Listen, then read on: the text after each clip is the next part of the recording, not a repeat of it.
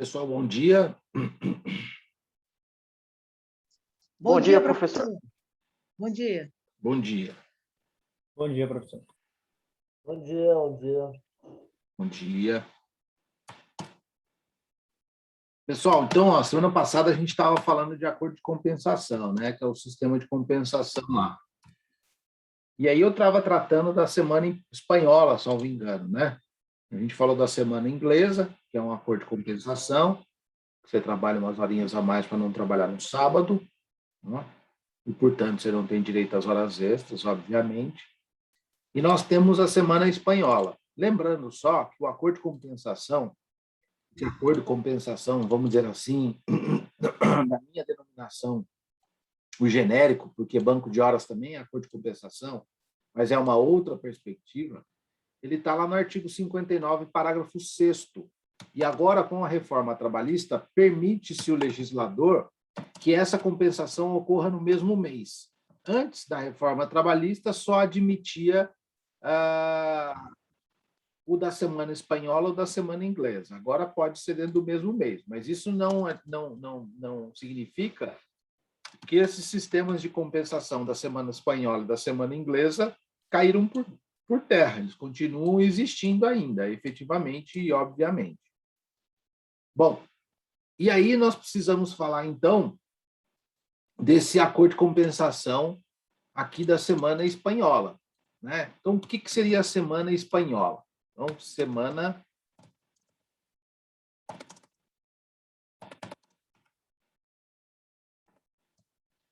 espanhola é quando eu compenso as horas, quando compenso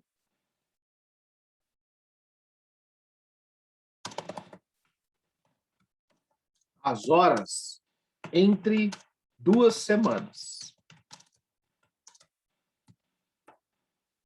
Quando eu compenso as horas entre 2 semanas. Bom, então vamos lá. Eu tenho aqui, olha, domingo, segunda, terça, quarta, quinta,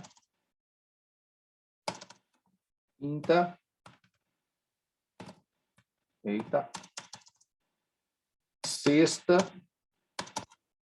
e sábado.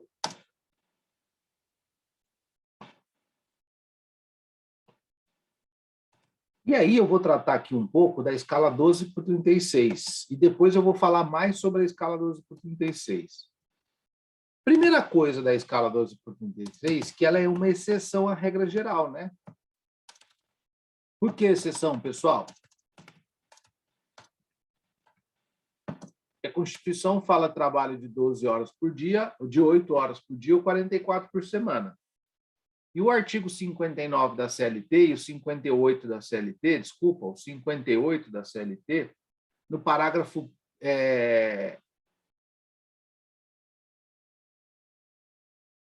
no 59 e o 58 da CLT, diz que a quantidade de horas trabalhadas num dia tem que ser limitada a 10 horas. Então, portanto, são 8 horas diárias e 2 horas extras no máximo. Não é isso? A gente já viu isso, correto? Então, tá bom. Então, por isso que ela é uma exceção à regra geral, né? Por isso que ela é uma exceção à regra geral aqui, nesse sentido, tá? Então, no acordo, artigo 59, que fala que só pode haver 10 horas de trabalho por dia. Não por isso que é uma regra geral, que é exceção à regra geral. Como é que funciona a escala 12 por 36? Primeiro eu vou copiar isso daqui e vou transferir também para cá. Numa semana, o que significa a escala 12 por 36? Que um dia o trabalhador trabalha 12 horas, então imaginemos que ele entra às 7 da manhã e sai às 19 de um dia. É no mesmo dia, obviamente. Se entrou às 7, saiu às 19, né? Às 19. Aí, imaginemos que ele entrou às 7 e saiu às 19. O dia tem 24 horas, está sobrando 12 horas de descanso para ele. Então, ele saiu às 19, né? Ele entrou às 7 de um dia, saiu às 19, e aí ele descansou até das 19 até as 7 horas da manhã do outro dia, ele descansou 12 horas. E das 7 às 19 daquele outro dia, ele descansou mais 12 horas. E aí, das 19 às 7 do outro dia, mais 12 horas. Então, portanto, são 36 horas de descanso. E aí, às 7 da manhã, ele retorna o batente dele. Vocês entenderam isso? Se não entenderam, vai ficar mais claro aqui no meu exemplo. Então, são 12 horas trabalhadas por 36 horas de descanso. Um dia tem 24 horas, mais as 12 horas daquele dia que ele trabalhou, só 12 horas aqui. Então, um dia ele trabalha 12 do dia de 24 horas, então, portanto, ele descansa as outras 12, e no outro dia, na sequência, ele descansa mais 24 horas. Então, portanto, ele descansa 36 horas. Então, imaginemos que esse cara ele trabalha das 7 às 19 horas, na escala 12 por 36. Então, ele trabalha no domingo, das 7 às 19, /19. Ele trabalha no domingo. Aí, o que vai acontecer? Na segunda-feira, ele vai trabalhar? Sim ou não?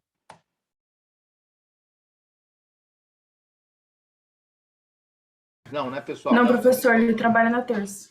Ele trabalha na terça, exatamente. Ele vai trabalhar na terça. Opa! Eu vou colocar T de trabalho aqui, tá? T de trabalho. E vou colocar aqui F de folga. Na quarta-feira, ele vai trabalhar? Não, ele vai folgar. Na quinta-feira, ele vai trabalhar? Na quinta, ele vai trabalhar. Vejam só. Ele trabalhou 12 horas na terça e descansou 12 horas na terça. E descansou mais 24 horas da quarta. Então, portanto, 12 horas trabalhadas por 36 horas de folga. Ficou claro isso? Está compreendido isso? Sim, professor. Oi? Nada não, professor. É que eu concordei só. Ah, tá ok. No sábado, ele trabalha. Então, olha só. Ele trabalhou aqui, vou colocar trabalho aqui, porque a gente descobriu que é das 7 às 19. Então, ele trabalhou. Na semana, ele trabalhou domingo, terça, quinta, nessa semana, e sábado. Quantos dias ele trabalhou? 4 dias. A 12 horas de trabalho. Quantas horas na semana?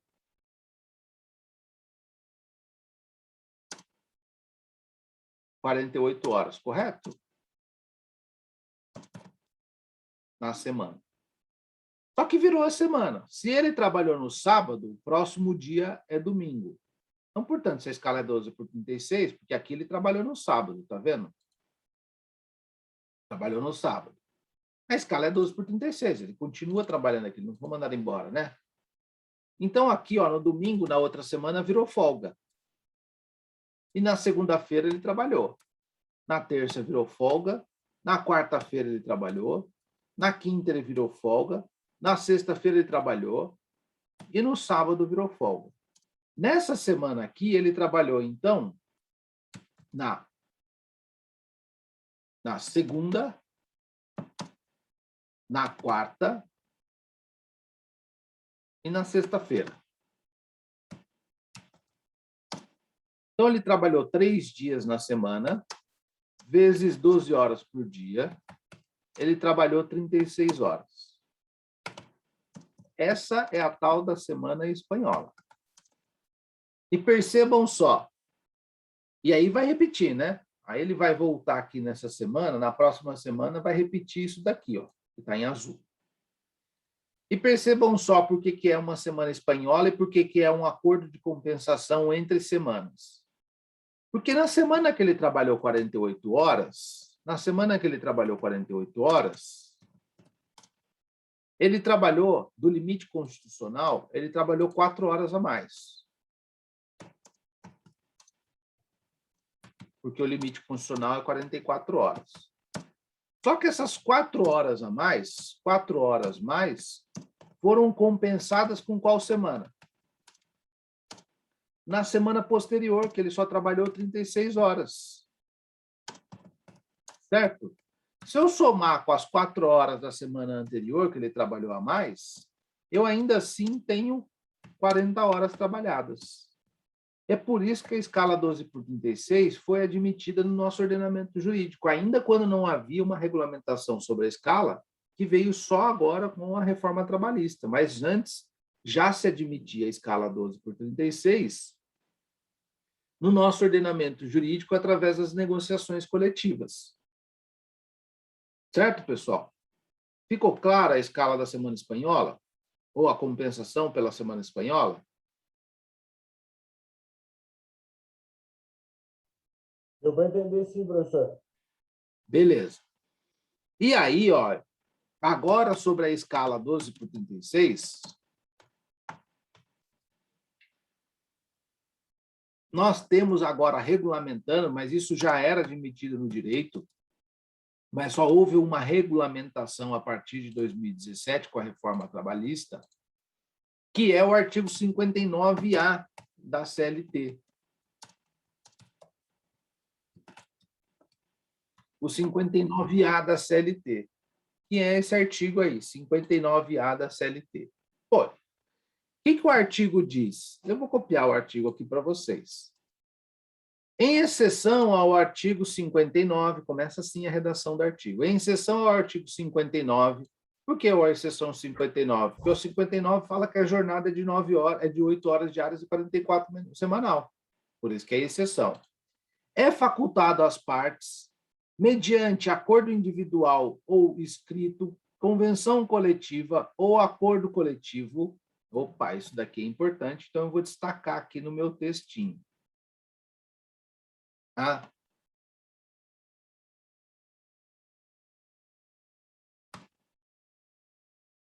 Então, vou destacar lá. Estabelecer horário de escala de 12 por 36, horas ininterruptas de descanso, observados ou indenizados intervalos para repouso e indenização. Beleza. Parágrafo único. Então, vou copiar aqui, porque não vai ter espaço. Parágrafo único. Parágrafo único do artigo 59A.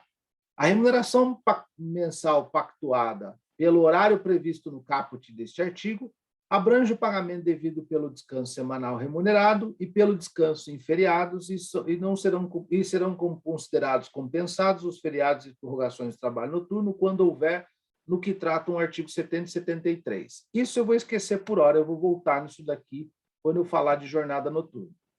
Então, qual que é o mais importante aqui? Para eu estabelecer a escala 12 por 36, quais são as condições? Acordo individual escrito de trabalho. Acordo individual, papel, documento, empregado autorizando a escala 12 por 36. Ou cláusula no contrato de trabalho, empregado autorizando escala 12 por 36. Certo? Então, tem que estar lá, não tem outro jeito, tem que estar lá. Tá? Primeiro requisito. Segundo requisito. Então, segundo requisito. Ou por meio de acordo ou convenção coletiva. Por meio de convenção, que é a negociação entre sindicato. É negociação entre sindicato e sindicato. Então, convenção coletiva. Eu vou falar bastante disso no 7º semestre, se eu der aula para vocês. Então, sindicato e sindicato, que é convenção coletiva.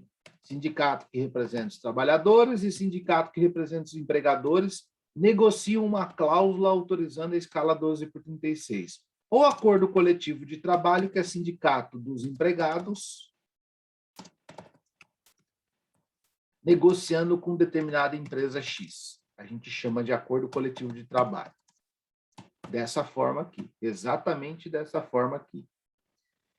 Então, para ter validade a escala 12 por 36, a priori eu preciso observar esses requisitos. No âmbito individual, o empregado precisa ter assinado um documento ou ter cláusula no contrato de trabalho autorizando a escala 12 por 36. E no âmbito coletivo, pode haver uma negociação coletiva que autorize a escala 12 por 36. Pergunto aos senhores, se porventura o empregador não celebrou cláusula de acordo individual, autorizando a escala 12 por 36, e esse empregador é um comércio, e o empregado ele está abrangido, ou ele está abarcado pelo Sindicato dos Empregados do Comércio Taubaté. Ele trabalha num comércio efetivamente. Na convenção coletiva, que forma a lei entre as partes, é fonte autônoma de direito, então, portanto, você deve ter estudado no 5º semestre, para aqueles que não foram meus alunos, da convenção coletiva da categoria, fala lá assim: há possibilidade dos empregadores contratarem pela escala 12 por 36. E esse empregador não coloca isso no contrato individual de trabalho. Ele só segue a convenção coletiva. É permitido ele fazer o acordo coletivo? Desculpa, é permitido ele instituir a escala 12 por 36? Não está no acordo individual escrito, mas está na convenção coletiva. O que você acha, Pedro?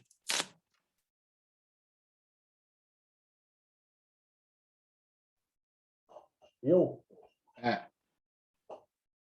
Professor. Eu não falei que é uma fonte normativa de direito, acordo e convenção coletiva? Sim, você falou. Se é fonte de direito, não tem que ser respeitado?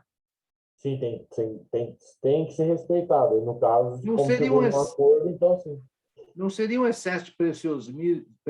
Se é uma fonte normativa, por que eu tenho que constar isso em acordo individual no contrato de trabalho? Eu não preciso. Se já está autorizado por acordo ou convenção coletiva, não precisa constar no contrato individual de trabalho. O problema que dá é quando não consta no acordo coletivo nem na convenção coletiva e o empregador não faz acordo individual escrito. E pergunto aos senhores aí, para a gente caminhar com a aula. Quem responder, respondeu. A gente caminhando com a aula vai mais rápido a aula quando vocês me respondem e participam da aula. Pergunto aos senhores aí. Imaginemos que o empregado João foi contratado na escala 12 por 36. Foi contratado 12 por 36. E caiu lá no escritório do Pedro. Lá eu trabalho na escala 12 por 36. Qual a sua categoria? Minha categoria é a categoria X. Eu vou lá no sindicato da categoria X e verifico que não tem acordo de convenção coletiva que autorize a escala 12 por 36. Eu falo, opa, espera aí, não estabeleceu o requisito legal. Mas eu preciso falar para o João assim, João, você tem um contrato de trabalho ou os documentos da sua admissão aí? Aí o João fala assim, eu tenho. E lá não tem nenhum papel autorizando por expresso a 12 por 36, e na hora que o Pedro olha o contrato de trabalho do João, ele verifica que não tem nenhuma cláusula autorizando a escala 12 por 36. Qual a consequência? Não tem acordo, não tem convenção coletiva, não tem cláusula no contrato, não tem nenhum documento autorizando por escrito a escala 12 por 36. Qual a consequência? O João está trabalhando já faz 2 anos na escala 12 por 36. Qual a consequência?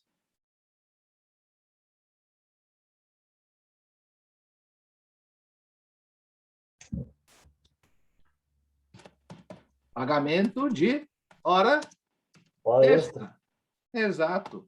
Além de qual limite?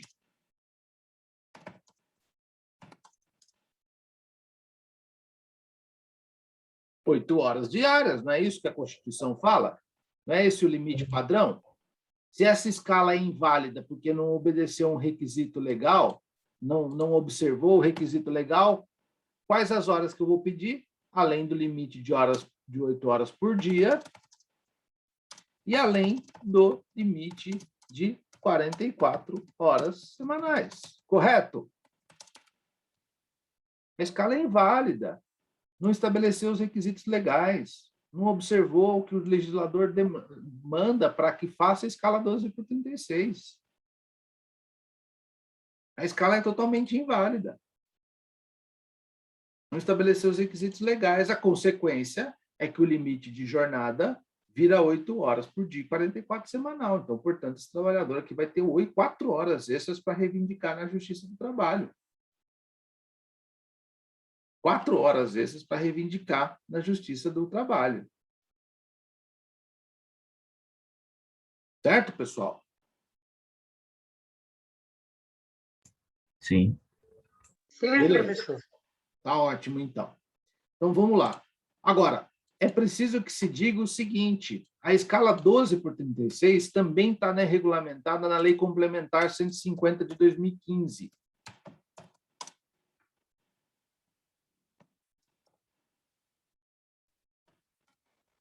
A escala 12/36 também está regulamentada na Lei Complementar de 2015, que é a Lei do Empregado Doméstico. No artigo 10 da lei, ele fala assim, é facultado às partes, mediante acordo escrito, novamente a exigência de acordo escrito, mediante acordo escrito,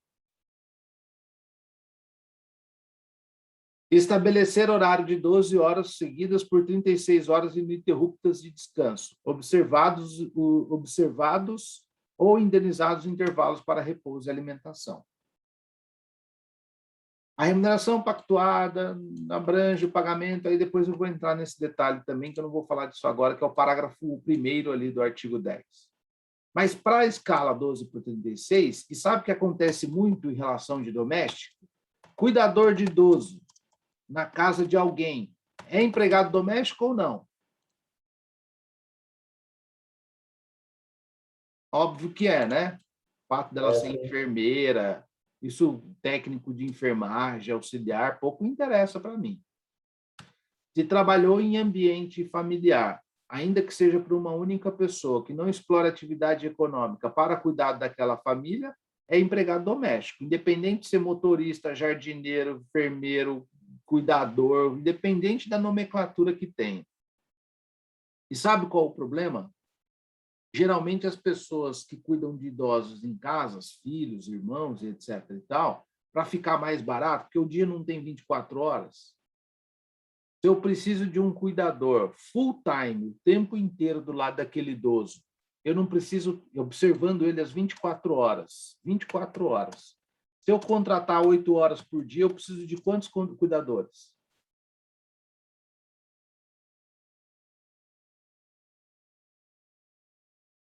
Para ficar full time. 3, né, professor? 4, né? 8 vezes 4, 24, não é isso? Sim. No mínimo 4 cuidadores, né? E por que eu contrato 12/36? Num dia eu preciso de quantos? E tem 24 horas um dia, eu só preciso de 2, né? 2. Quem fica mais barato? 4 cuidadores ou 2 cuidadores? 2. 2. Só o que a galera faz aí para a rua? Contrata na escala 12/36 e não faz acordo escrito. E qual o problema disso? Condenação em horas extras, além da 8ª hora diária e da 44ª hora semanal. Não estabeleceu o requisito legal, que é o acordo individual escrito. Então, se vocês tiverem parentes, conhecidos, etc. e tal, e tenham cuidadores em casa, já olhem um contrato de trabalho e já se preocupem com isso. Se não tiver, já mete lá um documentozinho dizendo que ela autoriza a escala 12/36. Certo? Não vão fazer isso com data retroativa, claro, né? Mas façam isso pelo menos a partir de agora. Né? Não vou enganar o trabalhador pedindo para assinar documento de 2 anos atrás. É óbvio que o professor não vai ensinar vocês a fazer essas gambiarras aqui. A gente está na aula de direito, correto? Então tem que ser direito. A gente tem que ensinar direito. Não pedir para o trabalhador assinar documento com data retroativa. Correto, Pedro? Correto, professor. Tranquilo. Então tá bom. Professor, e para ser empregado doméstico tem que ser acima de 3 dias, né? Na semana, né? Com o vínculo de habitualidade. Isso, exatamente. Mas é facultado a mim, né? Se eu quiser contratar um empregado doméstico registrado por 2 dias, eu posso também, né? Sim. Então, tá bom. Bom, aí, pessoal, no que tange acordo de compensação, e eu preciso falar um negocinho aqui que está no artigo 59B da CLT. No artigo 59B da CLT e no artigo 60 da CLT também. Ele fala assim, olha, o não atendimento às exigências legais para a compensação da jornada. Então, assim, ó, exigências legais. Quais são as exigências legais aqui para a compensação da jornada? Eu vou colocar aqui, ó, acordo individual escrito.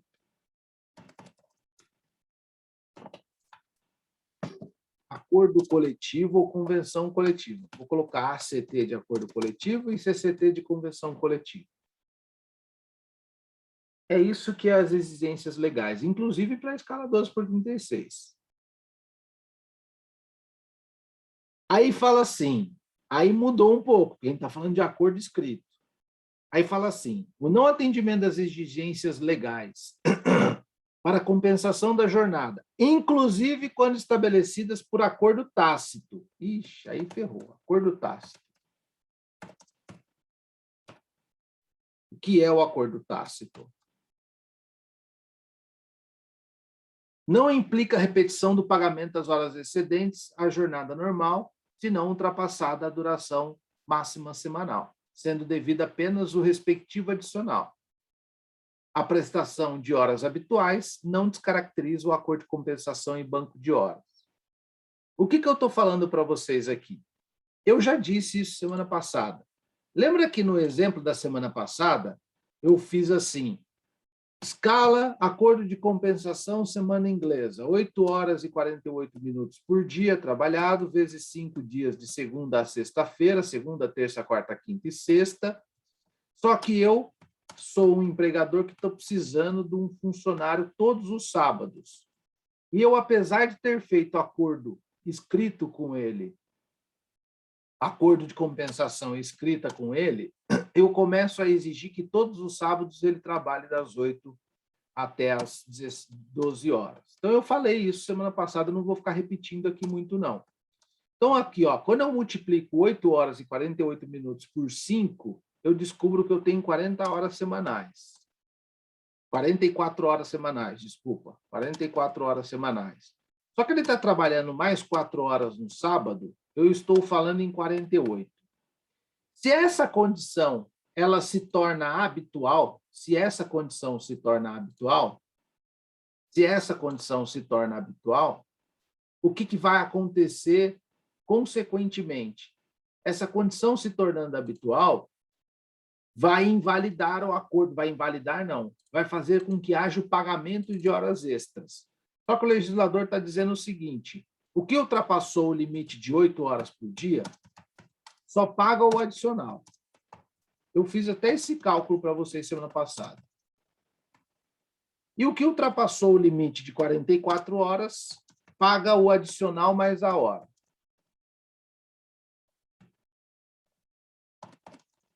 Ok, perfeito. Agora, o que é acordo tácito que ele admite no 59B? Acordo tácito é aquilo que não foi celebrado por escrito. Aquilo que não foi celebrado por escrito, mas que a atitude do dia a dia revela aquela situação. Aquilo que não foi celebrado por escrito. Por exemplo, eu não celebrei por escrito o acordo de compensação. Eu não celebrei por escrito o acordo de compensação. Mas eu tenho lá 8 horas e 48 minutos trabalhando de segunda a sexta, o que dá 44 horas na semana. Mas não celebrei acordo escrito de compensação. Pergunto aos senhores, na seguinte perspectiva, se eu não celebrei um acordo escrito, mas instituí essa escala, isso é um acordo tácito?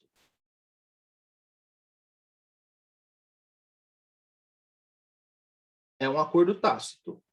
É aquilo que, apesar de não ter celebrado por escrito, revela aquela situação que deveria ter sido, que poderia ter sido celebrada por escrito. Então, eu não expresso isso em nenhum documento que é um acordo tácito, mas à medida que eu instituo 48 horas por semana, por dia, fazendo 44 horas por semana, implica num reconhecimento de um acordo de compensação. O que o legislador está dizendo? Ainda que seja tácito o acordo, não implica no pagamento de horas extras, se não ultrapassada a duração máxima de 44, sendo apenas devido ou adicional. Então, imaginemos assim, se o camarada faz o seguinte, o empregador contrata João, não faz acordo individual, não tem acordo coletivo, não tem convenção coletiva. Contratou João para trabalhar 8 horas e 48 horas por dia, e 48 minutos, desculpa, por dia, de segunda a sexta, que dá um total de 44 horas. Aí alguém poderia falar assim, bom, esse acordo de compensação não tem validade, porque ele não é um acordo escrito, não está autorizado por convenção coletiva, não está autorizado por acordo coletivo. É verdade, isso é verdade. Então, eu posso pedir além da 8ª hora, já que ele não estabeleceu o requisito legal. Mas espera aí, o artigo 59b fala outra coisa. Fala, ainda que ele seja tácito, isso não implica no pagamento, na repetição de pagamento de horas excedentes à jornada normal diária, se não ultrapassada a duração máxima, sendo devido apenas o respectivo adicional. O que ele está dizendo? Se você fez acordo de compensação tácito, você não vai ser condenado apenas nessa hipótese, isso não serve para a escala 12/36. Você não vai ser condenado a pagar os 48 minutos como horas extras, ainda que você tenha feito acordo de compensação tácito. Salvo se a jornada de trabalho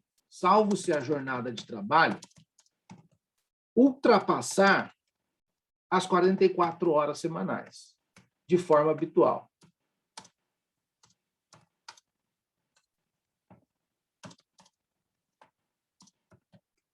Compreendido, pessoal?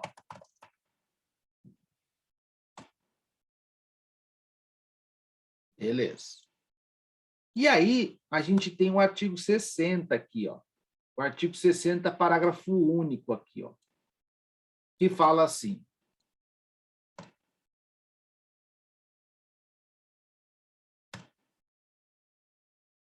artigo 60. Nas atividades insalubres, assim consideradas as constantes dos quadros mencionados no Ministério da Segurança do Trabalho, então, a atividade insalubre está na NR15, tudo que está na NR15 é atividade insalubre, ou que nelas venham a ser incluídas por ato do Ministério do Trabalho, Emprego, Indústria e Comércio, quaisquer prorrogações só poderão ser acordadas mediante licença prévia das autoridades competentes em matéria de higiene e segurança do trabalhador. Opa!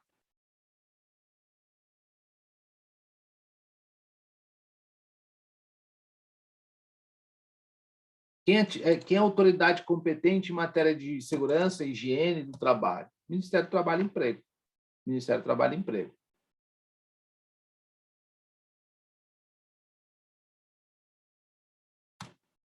Ministério do Trabalho e Emprego.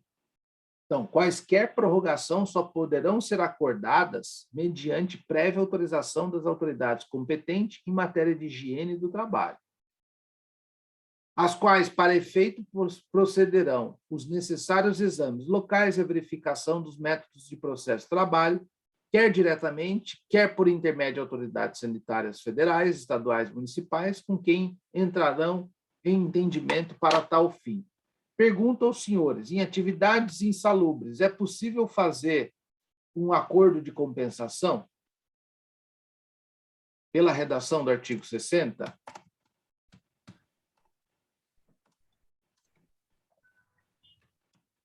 Não é possível.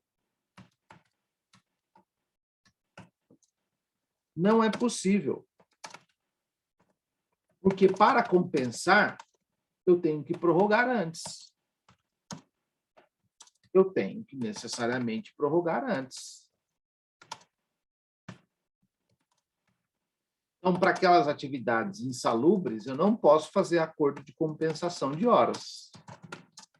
Lembra?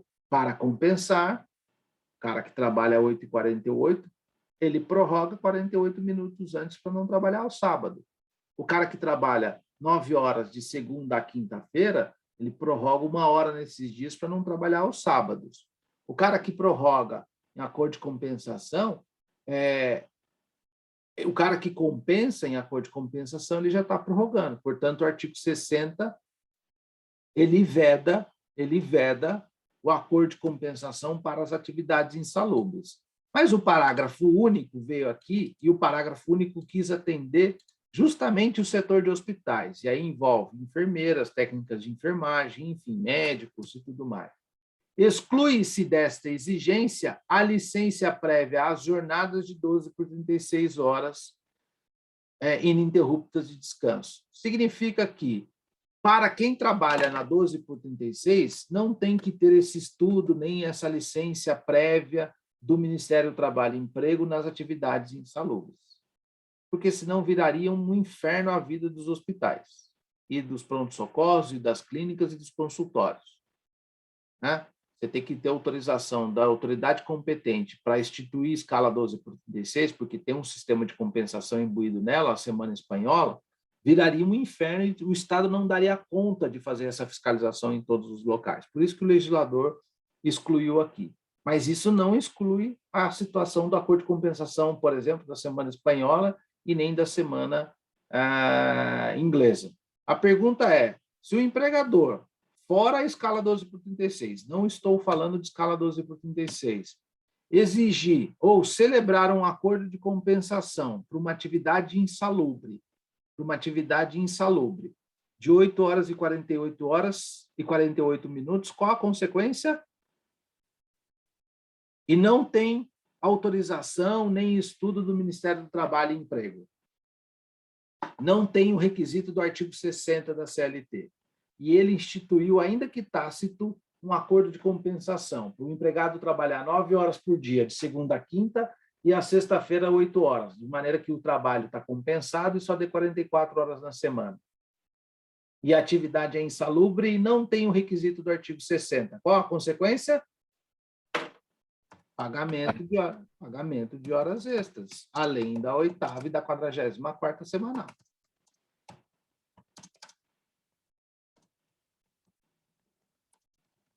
Certo, pessoal? Então, beleza. E aí, pessoal, avança. Oi. Uma pergunta. Pode fazer. Olha a dúvida. Na hotelaria, aqui em Campos do Jordão, não sei em todos, mas pelo menos em um, o auxiliar de limpeza, ele ganha o auxílio à insalubridade.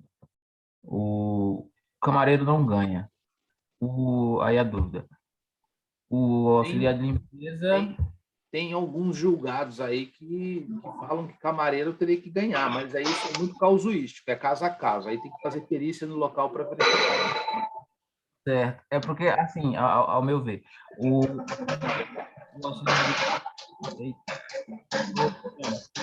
Só um minutinho. O áudio da Regiane que tá. Faz a pergunta de novo para mim, por favor. Então, porque o auxiliar de limpeza, ele ganha pelo fato dele higienizar os banheiros onde muitas pessoas utilizam. O camareiro, ele não limpa um banheiro, ele vai limpar vários banheiros, digamos que um hotel de 95 UHs. Ele não vai limpar um banheiro onde várias pessoas usaram, ele vai limpar, digamos que todos os banheiros que aquelas pessoas que estão hospedadas vão se reunir naquele banheiro, digamos, do lobby, que vai usar onde o auxiliar de limpeza vai limpar. Então, eu acharia que eles deveriam ganhar também, porque eles em regra, não limpariam um banheiro onde várias pessoas usam, mas eles limpariam todos os banheiros de todas as UHs, onde as pessoas estariam hospedadas. Ô, Sidney, só, o primeiro questionamento que eu tenho que fazer com você é o seguinte: quando se trata de adicional de insalubridade, adicional de periculosidade, demanda de prova técnica. A CLT diz que necessariamente para o juiz dar uma insalubridade ou periculosidade tem que estar baseada em prova técnica. Eu sou técnico operador do direito, mas eu não sou técnico em engenharia do trabalho e nem medicina do trabalho. E esses ramos de conhecimento que oferem insalubridade, periculosidade e uma série de outras situações são ramos do conhecimento da engenharia do trabalho e da medicina do trabalho. Então, por isso que o juiz obrigatoriamente tem que fazer perícia. Então, assim, necessariamente entraria na casuística de verificar o perito engenheiro do trabalho as condições dessa limpeza, para verificar se essa camareira limpa todos os banheiros, porque pode ter hotéis em que a camareira não limpa o banheiro, você percebe? E aí ela não vai ter direito à insalubridade, se caso assim o perito auferir. Mas o que eu tenho visto em alguns julgados aí é que banheiros de grande circulação de pessoas defere-se o adicional de insalubridade, independente se ela seja camareira, seja auxiliar de limpeza ou não. Então, se essas pessoas que estão hoje no seu hotel trabalhando me procurarem, por exemplo, e eu não estou querendo fazer propaganda do meu negócio, e é só uma brincadeira, mas se me procurarem e falarem isso que você está me falando, eu judicializaria essa situação, pediria insalubridade para as camareiras também, se é que elas já não estão pedindo também. As que já foram demitidas sem justa causa, nesse sentido, né? Mas eu pediria insalubridade para esse povo, sim. Se é que elas me dissessem assim, olha, além de eu arrumar as camas, eu limpo banheiros e... o Grande Hotel Senac recebe 50 mil... Quantos hóspedes recebe o Grande Hotel Senac por ano em Campos? Recebe bastante, sem querer falar qual que é o hotel, né? Não, porque é o maior de referência lá, certo? Tem Qual que é o hotel mais famoso lá? Não é o Grande Hotel Senac? O Grande Hotel, Toriba, Vila Inglesa. Vamos dizer lá, o Turiba, sei lá, recebe 100 mil trabalhadores, 100 mil visitantes por ano. Pô, na época de temporada, essas camareiras têm que obrigatoriamente limpar os banheiros. Então, se considerar que isso é grande circulação de pessoas, provavelmente terá sucesso nesse pedido de insalubridade. E detalhe, professor, uma UH, às vezes, fica ocupada com até 4 pessoas, 3 pessoas. Então, se ela limpa, digamos que 4 banheiros, já vai o quê? A cada 3 pessoas por UH, 3, 3, 9, 12, né? Exatamente. É passível de ser judicializado, sim. Só não dá para eu bater o martelo que vai dar ou não, porque depende da perícia. E realmente aí a prova é técnica, não foge do meu conhecimento, né? Mas é passível de ser judicializado, sim. E se reconhecer insalubridade e ela estiver trabalhando em sistema de acordo de compensação, o que acontece com o acordo de compensação? À luz do artigo 60, se não for 12 por 36? Vai para o buraco, né? Eu peço horas extras na sequência. Fala, excelências, e ainda assim, se ela reconhecer que não tem insalubridade, se o senhor reconhecer que tem insalubridade e ela trabalha em sistema de compensação que não seja por 12 por 36, eu quero o pagamento das horas extras daquelas horas que seriam para compensação, já que o artigo 60 veda que atividade insalubre haja a compensação. Perfeito? Ok. E eu tenho visto que a maioria das ações movidas nesse hotel é a parte... Como fala? O hotel perde, né? A maioria, grande parte. Então. Eu não quero saber o nome do hotel, mas se depois você quiser, você me passa uma mensagem que eu passo o meu cartãozinho eletrônico para você e você divulga lá, tá bom? Eu mando no privado, professor. Não, então tá bom, tô brincando com você. E a gente racha, aí eu lhe arrumo os clientes e aí a gente conversa. Beleza, pode deixar. Então eu começo a praticar junto com o senhor e aí eu vou aprendendo. É isso, pode deixar, beleza. É uma boa troca. Hein? Imagina, você sabe que na psicologia tem a tal da monitoria, né? O que acontece na psicologia? Olha a ideia, olha o empreendedorismo. Na psicologia, o estudante de medicina, de psicologia, aquele que se forma em psicologia, tem que fazer monitoria com outro psicólogo. O Pedro abriu o microfone ali porque ele quer falar alguma coisa, mas enfim. Não, E aí não, essa... professor. Oi? Eu que tinha aberto o microfone? Não. Não, Pedro Ribeiro. E aí o que acontece? Então, o estudante de psicologia, ele vai a vida inteira frequentando um divã de um psicólogo, de um terapeuta, porque ele precisa fazer essa monitoria, só que ele paga para esse psicólogo. É como se ele estivesse se tratando e aprendendo mais sobre a psicologia, né? E aí eu fico pensando, né, como o Sidney Nelson falou, imagina lançar a monitoria na advocacia. Em vez de você fazer estágio e eu pagar para você, na hora que você se formar, você se filia ao meu escritório e me paga para aprender, tá vendo? Me indica cliente ou me paga para aprender. Em 2 anos, você aprende a prática da advocacia trabalhista, eu ganho seu dinheiro e está tudo certo, tá vendo? Seria uma boa, né? Mas, enfim. Professor, podia indicar cliente, mas pagar não, né? Só indicar cliente você já está ganhando. É verdade, você tem razão. Né? Olha, agora a gente já tá até negociando aqui. É verdade. O estágio também assina, né? Exatamente. O estágio também assina, mas tudo bem. Vamos dar continuidade aqui. Pessoal, aí o que acontece agora é o estudo do intervalo intrajornada. É o intervalo dentro da própria jornada. Eu já disse alguma coisa para vocês e vocês vão identificar isso que eu disse. É um intervalo para descanso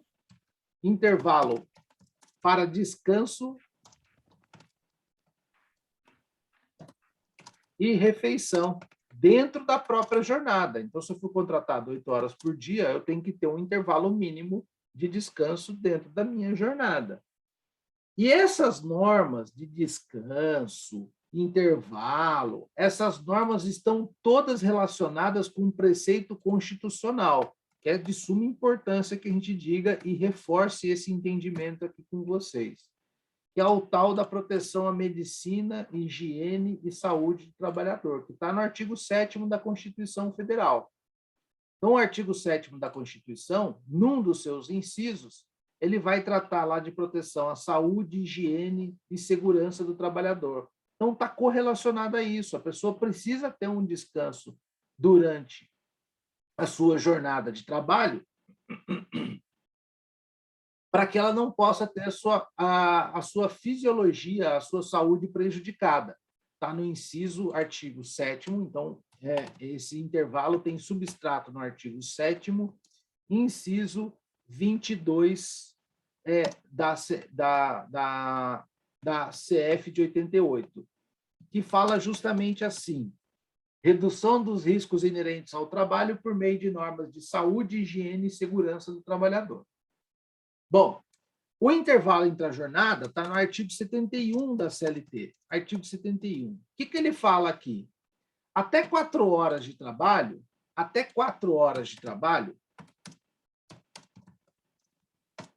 não preciso conceder intervalo.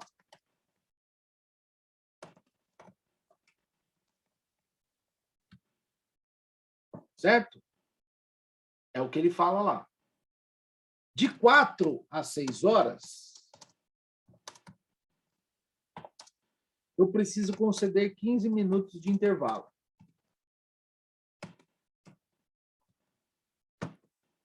E mais de 6 horas, eu preciso conceder 1 hora de intervalo. Correto? Isso está onde? Isso está no artigo 71, de forma clara aqui no artigo 71 da CLT. Em qualquer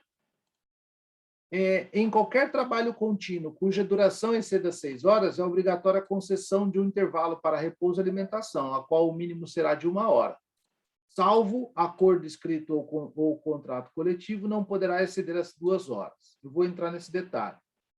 Não excedendo as 6 horas, será, entretanto, obrigatório um intervalo de 15 minutos quando a duração ultrapassar 4 horas. Então, está aqui o que eu estou dizendo aqui. Se os intervalos não serão computados durante a jornada. Bom, então o que acontece? Aqui, olha, a gente tem, então, essa regrinha aqui do intervalo, que está no caput e está no parágrafo 1º. E aqui, ó, ele diz assim, ó, neste intervalo, mais de 6 horas de jornada de trabalho tem que ser no mínimo, então coloquei aqui, ó, no mínimo de 1 hora. Então, no mínimo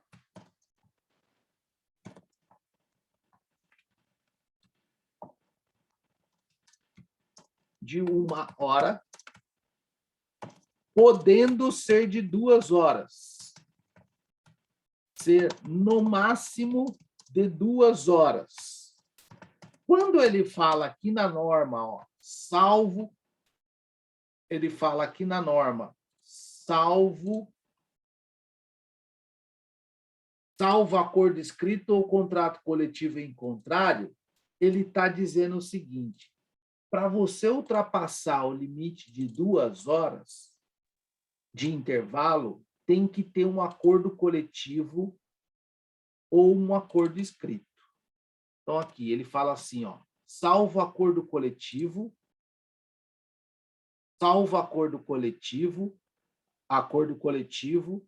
ou contrato coletivo, que é convenção coletiva, então é ACT, Acordo Coletivo de Trabalho, ou o CCT, que é Convenção Coletiva de Trabalho, ou acordo escrito entre as partes, aqui é individual. Pergunta aos senhores, a mesma pergunta que eu fiz lá, é um requisito legal? Sim, é um requisito legal. Se eu desrespeito com esse requisito legal, aí tem uma consequência que a gente vai chegar lá. Então, se o empregador falou assim, olha, eu quero que você descanse 4 horas, você vai trabalhar das 8 ao meio-dia, para o meu negócio funcionar bem, é um restaurante, você vai sair ao meio-dia daqui, é um posto de gasolina. Você entra às 8, vai ao meio-dia. Você sai ao meio-dia e você vai ficar na sua casa tirando intervalo até às 4 horas da tarde. Às 4 você retorna e trabalha até às 8 horas da noite. Pode isso? A priori não pode, porque o intervalo só pode ser no máximo de 2 horas. A priori não pode, salvo se houver acordo individual ou acordo coletivo. E qual a consequência se eu desrespeitar? A gente vai ver a consequência ainda hoje aqui, para terminar com o artigo 71 na nossa aula. Outra questão que ele fala lá, a legislação, e fala no parágrafo 2º do artigo 71, ele fala assim, o intervalo não será computado na jornada. Eu já disse isso de outra forma para vocês. Quando eu falo que uma pessoa trabalha das 8 às 17 horas, ela está trabalhando quantas horas por dia? 9 horas? Certo? 9 horas. A priori, né? Eu estou dizendo, a pessoa trabalhou das 8 às 17, então trabalhou das 8 às 9, das 9 às 10, das 10 às 11, das 11 às 12, das 12 às 1 hora, às 2, às 3, às 4, às 5, 9 horas. 9 horas de trabalho. Só que é o seguinte, eu estou considerando a jornada total. Eu ainda não fiz a pergunta se ele tirou intervalo intra-jornada, ou seja, intervalo dentro da jornada. Intervalo intra-jornada, dentro da jornada. Porque se o intervalo for intra-jornada e se dentro da jornada, eu preciso considerar que esse período de intervalo não vai ser computado na jornada. Então, quando eu falo assim para vocês, não será computado na jornada, significa que se eu afirmar que essa pessoa tirou 1 hora de intervalo intra-jornada, e agora eu só vou utilizar essa expressão, intra-jornada, significa efetivamente que essa pessoa, e que se o parágrafo 2º do artigo 71 diz que os intervalos de descanso não serão computados na jornada, eu tenho que descontar do total da jornada. Então, é 9 menos 1, que é igual a 8 horas. É isso que está dizendo quando fala que os intervalos não serão computados nas jornadas. Certo, pessoal?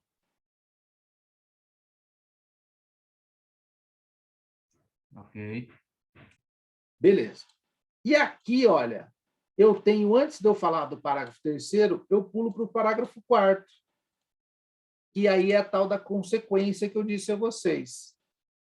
Não respeito ao critério legal, não respeito à concessão de 15 minutos de quem trabalha de 4 a 6 horas, não respeito a concessão de 1 hora para quem trabalha mais de 6 horas, só dou meia hora para esse trabalhador.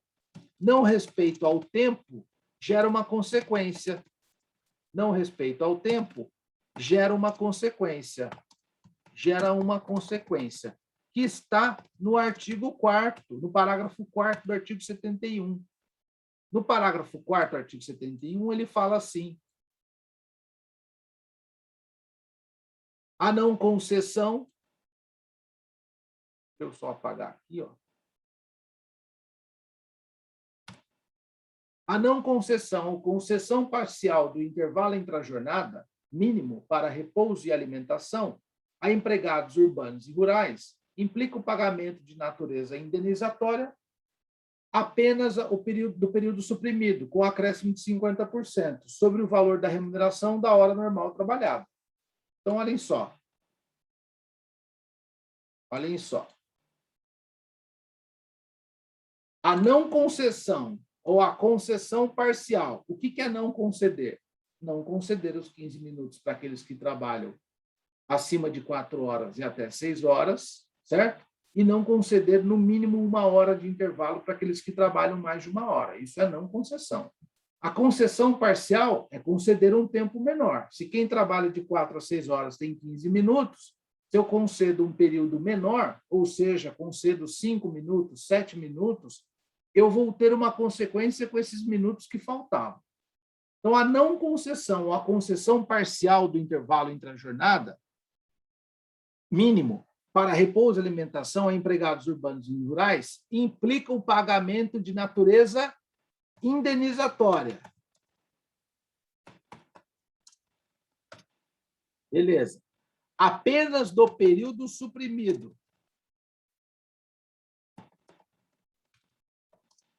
Com acréscimo de 50%.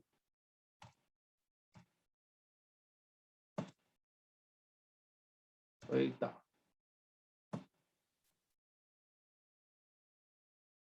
Sobre o valor da remuneração, sobre o valor do salário hora.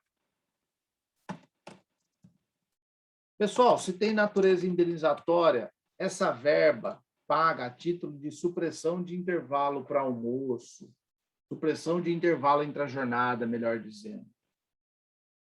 Essa verba, se não tem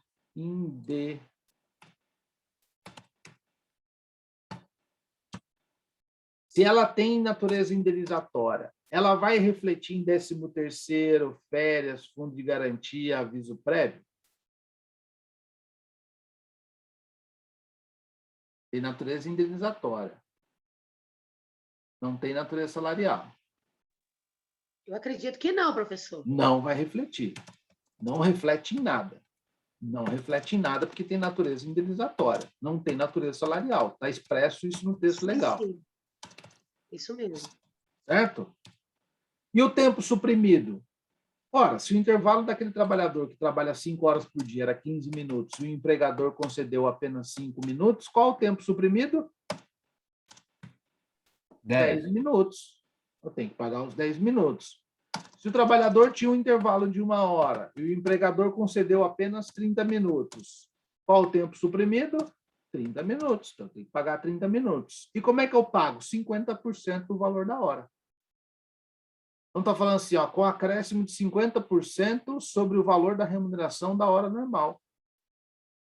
Então, se o cara ganha salário de R$2.000, dividido por 220, considerando que a jornada dele é de 8 horas e 44 semanais, vocês já aprenderam isso, o valor da hora vai ser 9 horas, R$ 9,09. Qual vai ser o valor adicional? 50%.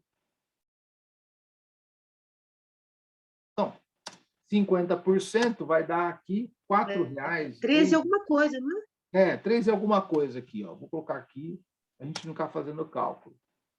Então, portanto, o valor do adicional correspondente a 1 hora é R$3 e pouco. 3,86, eu acho que vai dar aqui, sei lá, alguma coisa nessa hora. Para a gente não fazer cálculo. Esse é o valor da hora. Esse é o valor do adicional sobre a hora.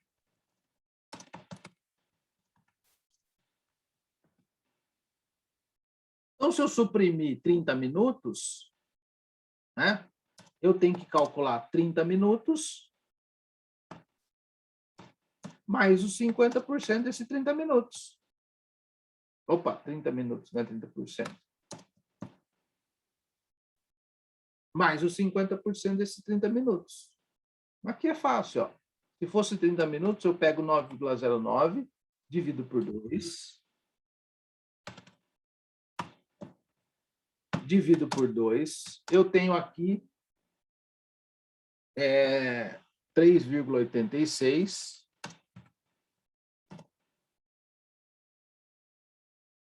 Não, desculpa. 9,09 é o valor da hora, né? Desculpa. Mais 50%. Eu vou ter aqui 9,09 mais 50%.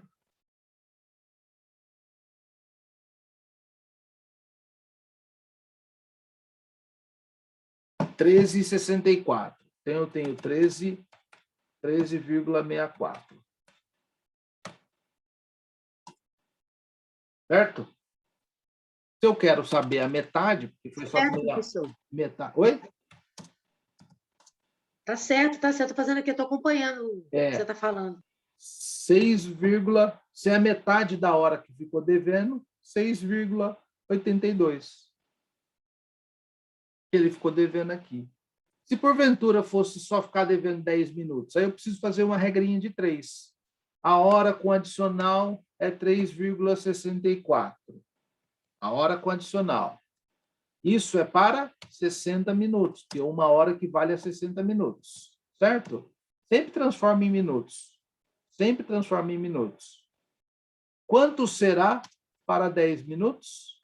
Regrinha de 3. Multiplico 3,64 por 10 e divido por 60. R$2,27 será equivalente à supressão de 2 minutos. Certo, pessoal?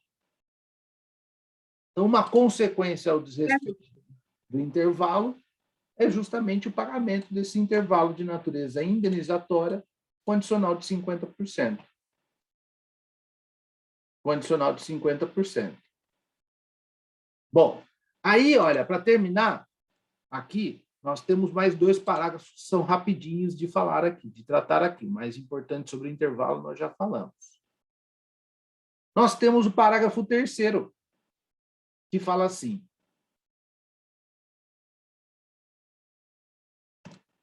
o limite de 1 hora para repouso ou refeição poderá ser reduzido por ato do Ministério do Trabalho, Indústria e Comércio, quando ouvido o Serviço de Alimentação de Previdência Social, se verificar que o estabelecimento atende integralmente às exigências concernentes à organização dos refeitórios quando o respectivo empregado não estiver sob o regime prorrogado de horas suplementares. Existe no parágrafo 3º, então, uma autorização de redução. Redução do quê? Dos 15 minutos, da 1 hora, redução do intervalo. Redução da 1 hora, redução do intervalo. Nessas condições, poderá ser reduzido por ato do Ministério do Trabalho e Indústria quando ouvido o Serviço de Alimentação da Previdência Social. Há um pedido da empresa, junto ao sindicato e desses 2 órgãos, da empresa junto ao sindicato e dessas 2 pessoas para o Ministério do Trabalho, pedindo por algum motivo reduzir o intervalo entre a jornada.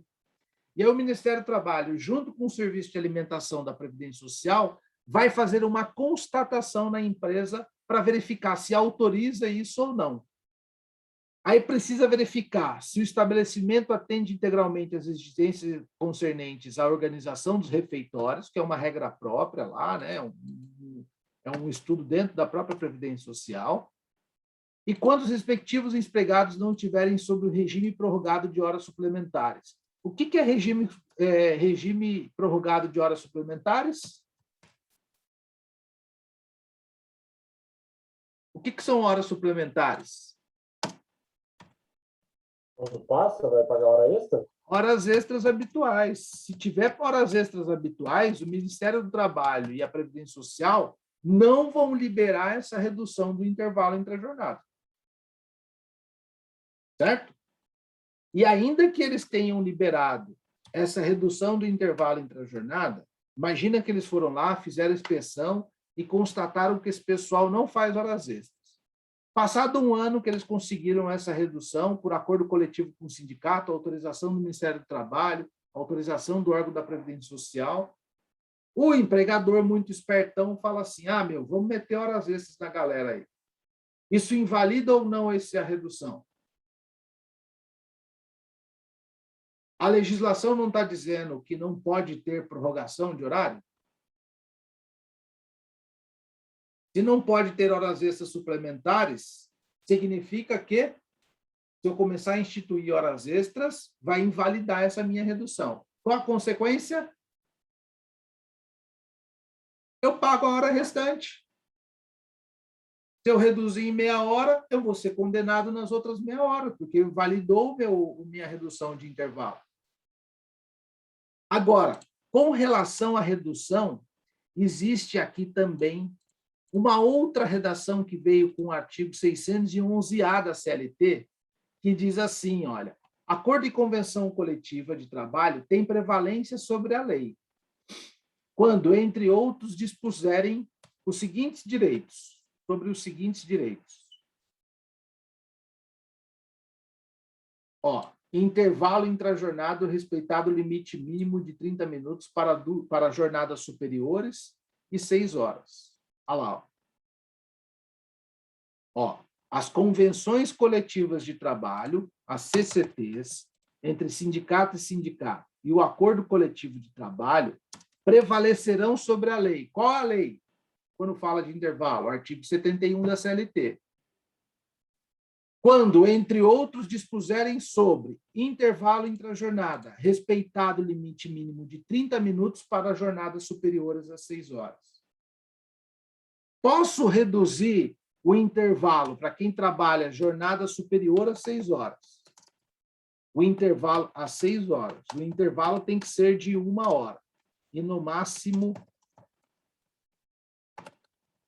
de 2, salvo o acordo escrito ou convenção coletiva. A pergunta é, posso reduzir esse intervalo para 30 minutos só através de negociação entre o sindicato e a empresa ou entre os sindicatos?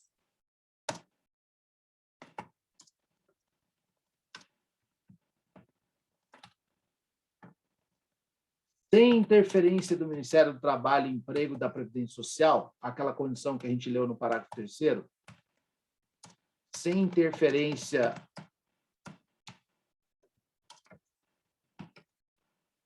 do Ministério do Trabalho, do parágrafo 3º, posso fazer essa redução? Pode, né? Posso, porque o legislador, no artigo 611-A, é uma norma totalmente diferente do parágrafo 3º. E ele está dizendo, prevalece o acordo coletivo, acordo entre empresas e sindicatos trabalhadores, ou convenção coletiva, acordo entre sindicatos trabalhadores e sindicatos empregadores, quando houver a redução do intervalo para 30 minutos. Quer dizer, desde que respeitado o limite para 30 minutos superiores das jornadas superiores a 6 horas. Não posso reduzir 15 minutos e 30 minutos, 10 minutos, 5 minutos, posso tirar isso do trabalhador. Pelo artigo 611-A da CLT. Certo, pessoal?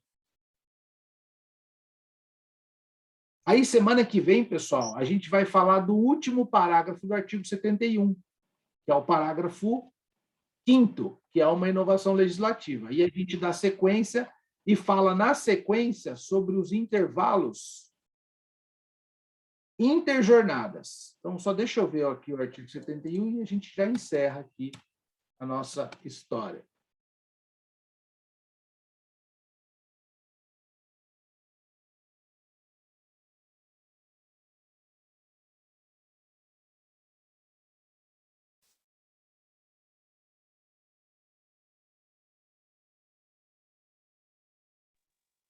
Professor, Pois não. tem alguém pedindo para o senhor aceitá-la, porque ela está querendo entrar na aula e não consegue. Eu acho que alguma coisa assim. Ó, eu não sei se caiu a conexão dela, mas eu acabei de autorizar aqui ela entrar de novo. Eu vi que ela estava em sala de aula e pediu para entrar de novo, mas eu acho que ela já entrou, Ok, professor. porque não tem mais nenhuma autorização pendente aqui. Só dá um minutinho para mim. Agora pediu de novo. Ó. É a Júlia Prosperi.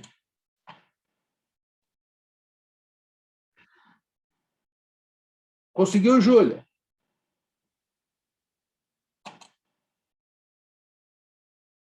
Não respondeu. Nem no chat. Não prosperou. Professor, acho que ela não prosperou, acho que ela não conseguiu entrar. Será que não? Será que ela Oi, prosperou? professor, eu tô aqui. Eu tava Ai, assistindo a aula do senhor, mas a minha mãe me ligou agora e aí eu tive que atender, e aí eu caí.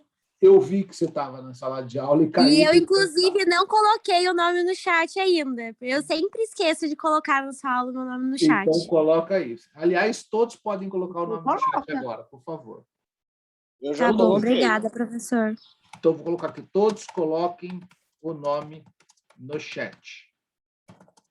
Então, olha, para a gente terminar na semana que vem, a gente vai falar do 71, do artigo 71, parágrafo 5º, e vai falar do artigo 66, que é do intervalo interjornada. Deixa eu ver se é isso mesmo. Do artigo 66, que vai falar do intervalo, agora é interjornada. E aí a gente vai dando sequência no nosso estudo de duração de trabalho. E por hoje é só. Então, o artigo 71 só vai terminar amanhã, semana que vem, né, professor? O 71 eu vou ter, porque já são 11 horas. O 71, eu já estou com 1h15 de aula aqui. Eu acredito que 1h20 já não rola mais a aula. Não dá, não fica proveitoso. Já tem um monte de aluno que saiu aqui, ó, porque para mim vai chegando só o barulhinho da galera saindo. O barulhinho de entrada é diferente do barulhinho da galera saindo. É que o professor de vocês é muito bonzinho para chamada, mas a gente oscilou entre 40 e poucos alunos e agora está com 37 aqui. Mas, enfim, então acho que já não fica proveitoso. Então, a gente vai terminar o parágrafo 4º e começar a falar de intervalo interjornada. E vai dando sequência para o nosso estudo, obviamente. Professor, Ok, professor. Pois não. eu acabei de olhar no chat e eu posso confirmar, eu já coloquei o meu nome lá. Porque eu fico, às vezes, com medo, né? De, tipo, eu penso que coloquei, mas, na verdade, não coloquei. Entende? Tipo, você tá procurando teu óculos, mas quando vê, tá na sua cara, entende? Aí eu fui lá verificar e o meu nome não tá no chat. Fica tranquilo, porque vocês sabem que eu não faço chamada. Isso é para um controle meu. Se o aluno precisar de alguma coisa, a gente vai ver a participação em aula, né? Tipo assim, participação, pelo menos, se ele esteve logado aí por algum motivo, né? Por exemplo, o cara chegou lá no final do semestre, precisou de 0,5 pontos, porque essa matéria, eu vi que até eu não passei as notas do primeira avaliação 1, mas a turma da noite foi bem. E é a mesma prova de você. E a turma da manhã foi mal. Será que vocês foram mal assim? Não sei, né? Se você falou que a turma da noite foi bem, é porque alguém foi mal. Não. Geralmente, mas é salário e remuneração. Agora, vou confessar para vocês, jornada de trabalho, o pessoal acaba se perdendo um pouquinho mais, assim, com relação à nota. Então, fiquem ligados que jornada realmente dá uns nó na cabeça aí. E como vocês não estão tão habituados, estou fazendo o máximo para passar da forma mais clara possível. Mas vocês podem enfrentar alguma dificuldade no futuro, né?